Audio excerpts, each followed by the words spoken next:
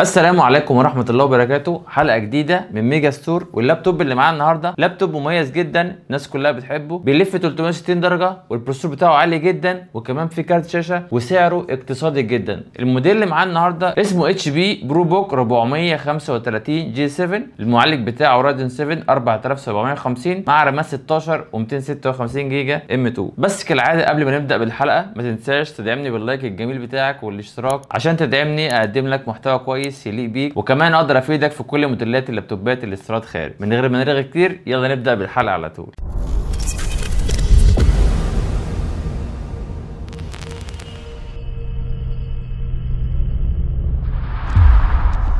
اول حاجه هنبدا بيها هو التصميم وشكل اللابتوب ده. اللابتوب نازل بشاشه 13 و3 بوصه زي ما انت شايف كده، مش فريمليس قوي، يعني فيها حواف من الجناب او من فوق زي ما انت شايف كده، تخينه شويه، مش فريمليس قوي. هي تحسها 14 بس فرق ال 14 عن 13 و3 بيبقى فرق بسيط زي ما انت شايف كده. بينزل معاه كاميرا لوك، ده زرار هنا بيقفل الكاميرا عشان ما حدش يفتحها وانت قاعد على اللابتوب وانت ما بتاخدش بالك، ممكن تقفلها بكل سهوله من هنا. كمان بينزل بكيبورد باك لايت، هو طبعا هاف كيبورد، الكيبورد اللي هو النص اللي ما فيهوش ارقام في الجنب وفي ارقام من فوق هنا. كمان نازل التاتش باد بتاعته ما فيهاش اللي هي الزراير اللي هي بتبقى رخمه في معظم اللابتوبات، بتدي شكل مش جمالي قوي، دي الشكل بتاعها يعني ميال شويه للمكات، ودي طبعا مش عاده البرو بوك. معظم البرو بوك بينزل فيه كليكات من فوق ومن تحت، النسخه دي معانا ما فيهاش كليكات. كمان النسخه فيها فينجر برينت والكيبورد بتاعها باك لايت. النسخه اللي معانا دي كلها معدن زي ما انت شايف كده، مش بلاستيك، ما شاء الله خامتها قويه جدا، ما عدا بس الظهر ده هو اللي بلاستيك، الباقي كله معدن. كمان اللابتوب بيلف زي ما شايف كده 360 درجه، مفصلاته قويه جدا من المعدن، ممكن تستخدمها كده بالطول او بالعرض زي ما انت شايف كده. هو بيعمل روتيشن اهو، بس احنا موطيين اضاءه شويه، بيعمل روتيشن عادي تستخدمه. ادي ماي كمبيوتر بيشتغل معاك عادي، ما شاء الله كويس جدا. خامه اللابتوب زي ما قلنا كلها من المعدن ما عدا الظهر بس ده بيبقى بلاستيك، معرفش ايه المغزى من الموضوع ده يعني. السماعات بتاعته من فوق سماعتين صوتهم عالي جدا وما شاء الله ونقي، وكمان في مايك وكاميرا برضه عشان لما تشتغل زوم ميتنج، وزي ما قلنا في هنا لوك للكاميرا. نيجي بقى للمداخل والمخارج بتاعه اللابتوب ده، هتلاقي هنا مخرج اتش دي كارد اللي هو مخرج كارتة الميموري الصغيره، وكمان مخرج للسماعات لو عايز توصل سماعه خارجيه، ويو اس بي 3، وكمان في تايب سي، وده مخرج الشحن بتاعه، وكمان ممكن تشحنه بالشاحن التايب سي. بس اللابتوب ده بيجي بالشاحن اللي هو 65 واط اللي هو بلو بن اللي لونه ازرق ده. من ورا هنا مش هتلاقي اي حاجه، هتلاقي كلمه بس برو بوك. ما شاء الله اللابتوب شكله بريميوم شويه وشكله رفيع مش تخين او من الاشكال القديمه. كمان في الجنب الثاني هتلاقي مكان ليو اس بي 3 هنا، ده يو اس بي 3 سريع جدا برضه في نقل الملفات ونقل الداتا، وكمان في فتحه تهويه هنا. اللابتوب كمان هتلاقي فيه ماجنتيك، لو انت لفيت اللابتوب ده كده هتلاقي فيه ماجنتيك بيمسك الشاشه، يعني عشان تسمع كده الصوت هتلاقي فيه ماجنتيك بيمسك الشاشه عشان ما تفتحش منك وانت ماسك اللابتوب. كمان لو حبيت تكتب على اللابتوب ده هتلاقي هنا الكيبورد بيتفصل على طول اول ما بتلفه، يعني احنا لو عملنا سيرش هنا ودوسنا هنا كده يطلع لك الكيبورد، ممكن تستخدمه كده تكتب احمد. هنا لو دوست على اي زرار في الكيبورد مش هيكتب معاك. طب لو احنا فتحنا اللابتوب كده ولفيناه هتلاقي الكيبورد ده بيتلغى وبيظهر لك الكيبورد العادي بيكتب معانا زي ما انت شايف كده. دي ميزه قويه جدا برده مع ال 360 درجه، فهيدي لك تجربه اداء كويسه جدا ويحسسك ان انت ماسك حاجه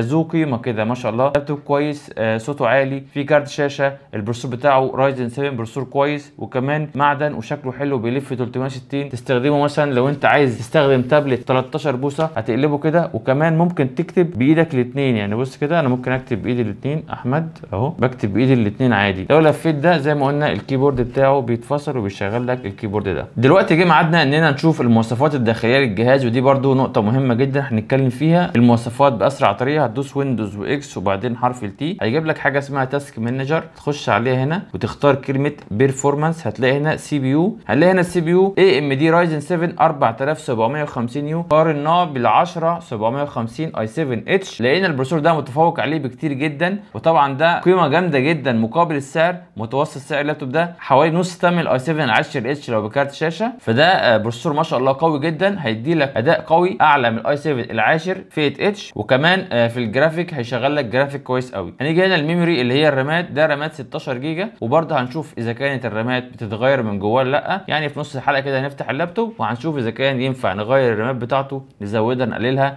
في اماكن للرامات ولا لا. لا. هنيجي كمان الاس اس دي، ومعظم الاجهزه بيتغير لها اس اس دي عادي، بس مش كل الاجهزه بيتغير لها رامات. فهنشوف برضو لما نفتح اللابتوب في نص الحلقه هنشوف بيتغير له رامات وهارد ولا لا. هنيجي هنا بقى للجي بي يو، وهي اي ام دي راديون جرافيك، وده كارت شاشه مدمج مع البروسيسور. طبعا شركه اي ام دي بتنزل بروسيسور ومعاه كارت شاشه، زي برضو شركه انتل بتنزل كور اي 5 ومعاه كارت شاشه انتل. وكارت الشاشه ده بيبقى 512 ميجا بايت، بس احنا في الموديل ده مش بنقيس ان هو 512، بنشوف الشير ميموري بتاعه كام، وهنلاقي الشير ميموري بتاعه واصل معانا لحد 7 و7 جيجا، ده برامات 16 جيجا. طبعا جربنا عليه ال 3 دي ماكس وجربنا عليه العاب تقيله، وما شاء الله كان اداؤه كويس جدا. وبرده هنوري لكم اداؤه في برامج التصميم والالعاب ونشوف اداؤه عامل ازاي. شاحن اللابتوب ده بينزل بشاحن 65 واط بلو بين، اللي هو السوكت الرفيع زي ما انت شايف كده، شاحن محترم جدا. وده بيشتغل على معظم اللابتوبات الاتش بي اللي هي الحديثه او نوعا ما حديثه شويه. الشاحن بتاعه متوفر كتير جدا، بس الشاحن التايب سي بتاعه ممكن تلاقيه غالي شويه، عشان كده معظم الناس بتشتري الشاحن ده متوفر وسعره مش غالي قوي. بس لو انت جبت الشاحن التايب سي هيبقى معاك ميزه ان انت ممكن تشحن تليفونك سواء سامسونج او ايفون، ممكن تشحنه بشاحن اللابتوب اللي هو 65 واط عادي اللي هو التايب سي. ودلوقتي جه ميعادنا ان نفتح اللابتوب من جوه ونشوف سوكيتات الرامات بتاعته وسوكيتات الهاردات موجوده ولا لا، وكارت اللان وبقيه قطع غيار المذر بورد والبطاريه. بس قبل ما نفتح اللابتوب من جوه ما تنساش تدعمني باللايك الجميل بتاعك والاشتراك، بقدم محتوى جامد جدا بخصوص اللابتوبات اللي استيراد خارج. ويلا بينا نفتح اللابتوب من جوه ونشوف في ايه. اول حاجه هنعملها هنعمل شات داون ويندوز اكس يو، ده هيعمل لك شات داون سريع جدا لللابتوب. هنقفل اللابتوب كده ونقلبه على ظهره ونجيب المفك الجميل بتاعنا. بسم الله الرحمن الرحيم. زي ما احنا شايفين كده اللابتوب ما شاء الله كل حاجه متغطيه بتاعته، حتى الهارد بتاعه الاس اس دي ليه غطا ممكن ترفعه كده. ده الاس اس دي بتاعه ممكن تغيره عادي زي ما انت شايف كده، ده ممكن تقفله كده عشان ايه، ده بيحافظ على الهارد او مثلا مبرد للهارد برده. دي هتحس برده ان هم مهتمين باللابتوب شويه. هنرفع برده سوكت الرامات، وما شاء الله في رامه واحده 16 جيجا، ودي ممكن تركب جنبها 16 كمان. والجهاز فيه بنكين رامات، ممكن برده تحط رامتين 8 او رامتين 16 زي ما انت عايز. وده البروسيسور بتاعه، بروسيسور مدمج طبعا ومعاه كارت شاشه. طبعا السخونيه بتاعته بتطلع من هنا تمشي هنا في القناه دي لحد ما تطلع من مروحه تطردها في الجنب، فهتلاقي معظم السخونيه طالعه من الجنب ده. وفصلاته زي ما انت شايف كده كلها معدن، مفصلات قويه جدا. ودي البطاريه بتاعته بطاريه اوريجينال بتقعد ما شاء الله وقت طويل جدا. ودي طبعا بطاريه الوقت والتاريخ. سماعات اللابتوب زي ما قلنا من تحت هنا دي مكانها اهو، والسوكت بتاعها من هنا. صعب برده دي، عايزه لو لا قدر الله باظت منك عايزه حد برده بتاع صيانه. مش سهل ان انت تفك اللابتوب ده وتغير له سماعه، بس سهل ان انت تغير بطاريه، تغير رامات، تغير هارد، كل حاجه فيه سهله. وما شاء الله اللابتوب من جوه حالته نظيفه، ما تحسوش ان هو قديم قوي. طبعا ده موديل 20 او 2021، موديل ما يعتبرش قديم برده. طبعا احنا بنتكلم على الوقت اللي هو نزل في الفيديو. هنقفل السوكت ده تاني كده عشان برده ايه نرجع كل حاجه زي ما كانت، ونجيب اللابتوب كده ونحط دي.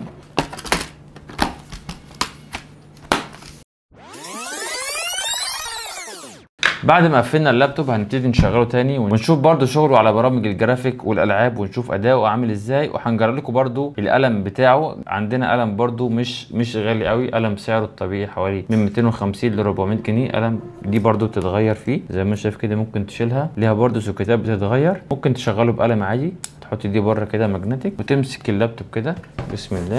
لو انت برضو عايز تكتب عليه او ترسم هتجيب برضو برنامج البينت اللي هو ده وترسم عليه عادي، تكتب اهو احمد ميجا عادي. ما شاء الله شغله بالقلم كويس جدا. ممكن تقلب الشاشه كده هتكتب عليها عادي بسم الله الرحمن الرحيم. دي برضو ممكن تكبرها او تصغرها زي ما انت عايز. وما شاء الله القلم سلس وكويس معاك، بتكتب برضو من اي زاويه. برضو لو عايز تفتح ماي كمبيوتر كده بالقلم زي ما انت شايف وتشتغل عليه، القلم سلس جدا برضو في التعامل والاستخدام. هنركن بقى القلم ده على جنب وننزل برامج هندسيه عليه ونشوف اداؤه عامل ازاي. جربنا 3 دي ماكس طبعا، ودي نقطه مهمه جدا لبرامج التصميم الهندسي. الناس كلها عايزه برضو لابتوب سعره متوسط وفي نفس الوقت شغالها برامج هندسيه كويس. نزلنا 3 دي ماكس 2020 وجربنا عليه تصميم خفيف كده. اداء اللابتوب كان كويس جدا ما شاء الله، ما اثرش معانا في حاجه. وبرضه عشان نضغط عليه اكتر شغلنا معاه اوتوكاد 2020 وبرضه فتحنا عليه تصميم خفيف كده، وما شاء الله الاثنين شغالين كويس مع بعض. واللابتوب اداؤه كان كويس جدا وكان سلس. بس طبعا احنا كنا شغالين بالشاحن مش من غير الشاحن، لان برامج الجرافيك بتحتاج باور اعلى عشان تدي لك اداء كويس. واكيد لو البرامج الهندسيه دي اشتغلت عليه اكيد الفوتوشوب والاستريتور هيشتغلوا طبعا اساسي، لان لان البرامج دي اعلى من الفوتوشوب والاستريتور. برامج الماكس والكات دي برامج 3 دي، انما الفوتوشوب والاستريتور ده اي لابتوب ممكن يشغلهم عادي من غير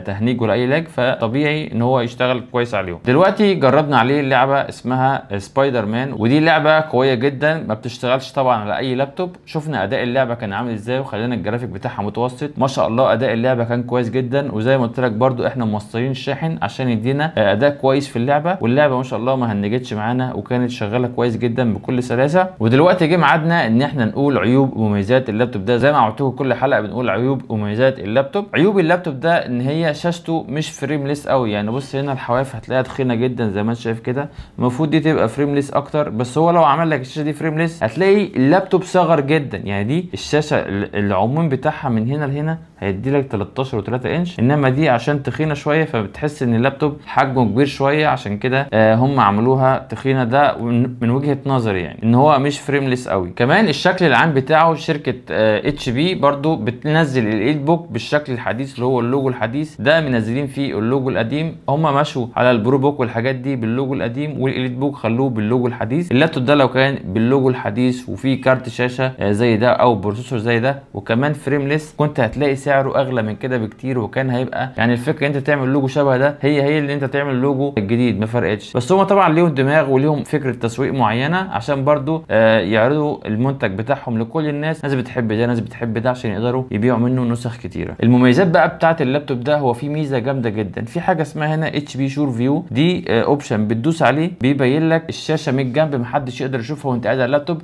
اللي قاعد على اللابتوب بس هو اللي بيقدر يشوفها. لو انت فتحت الاوبشن ده عادي اي حد جنبك ممكن يشوف انت بتعمل ايه على اللابتوب. دي حاجه اسمها اتش بي شور فيو او سكرين برايفسي، دي حمايه للشاشه عشان محدش قاعد جنبك يشوف انت بتعمل ايه. كمان الميزه الجامده اللي فيه ان هو 360 درجه وبيفصل معاك الكيبورد، ودي برده ميزه مش موجوده في اي لابتوب. لابتوب 360 درجه نازل معاه رايزن 7 فئه اي ام دي، وده بروسيسور قوي جدا زي ما قلنا، قيمه مقابل سعر. ده غير طبعا انت هتلاقي فيه كل المخارج اللي انت عايزها، ودي برده في اللابتوبات اللي هي الحديثه او 360 مش هتلاقي فيه اتش دي ام اي، مش هتلاقي فيه يو اس بي 3، كلهم بيبقوا يا اما تايب سي وانت تطلع منه تحويلات، لا ده جاهز بالتحويلات بتاعته. هتوصل يو اس بي، هتوصل تايب سي، هتوصل شاشه على اتش دي ام اي، هتلاقي كل المخارج اللي انت ممكن تحتاجها من غير اي توصيله او اي كونفيرت. ده غير بقى ان هو معدن، والشكليات طبعا بتاعت اتش بي دي هو اللابتوب معدن مش بلاستيك، ما فيهوش بس غير القاعده اللي تحت هي اللي بلاستيك. هم برده ليهم فكره في التصنيع بتاعهم ان هو يعمل لك الشاشه حوافها تخينه عشان ما يقللش من حجم اللابتوب، ما يبقاش صغير قوي بالنسبه للناس او يستصغروا حجمه. ودلوقتي جه ميعادنا ان احنا نقول متوسط سعر اللابتوب ده في الفتره اللي نزل فيها الفيديو. متوسط سعر اللابتوب ده رايزن 7 4750 مع رامات 16 جيجا واس اس دي ام 2 256 جيجا، متوسط سعره من 14000 جنيه الى 16000 جنيه، طبعا على حسب المورد وعلى حسب التسعيره اللي جاي بيها. في ناس بتبيعه قليل، وفي ناس بتبيعه غالي، في ناس شاريه بسعر كويس جايبه منه كميه كبيره جدا. ده متوسط سعره الموجود في السوق في الوقت اللي نزل فيه الفيديو، عشان برضو لو انت شفت الفيديو ده في المستقبل او بعد كده ما تقولش ان هو ده سعره الحالي. وبكده نكون ختمنا حلقتنا واتكلمنا عن الموديل الشيك الجميل اتش بي برو بوك 435 جي 7 النسخه الرايزن 7. ولو عجبك الفيديو بتاعي ما تنساش تدعمني باللايك الجميل بتاعك والاشتراك، هتلاقيني بقدم لك محتوى جامد جدا بخصوص اللابتوبات الاستيراد خارج. كان معاكم احمد من ميجا ستور، اشوفكم في الحلقه الجايه على خير.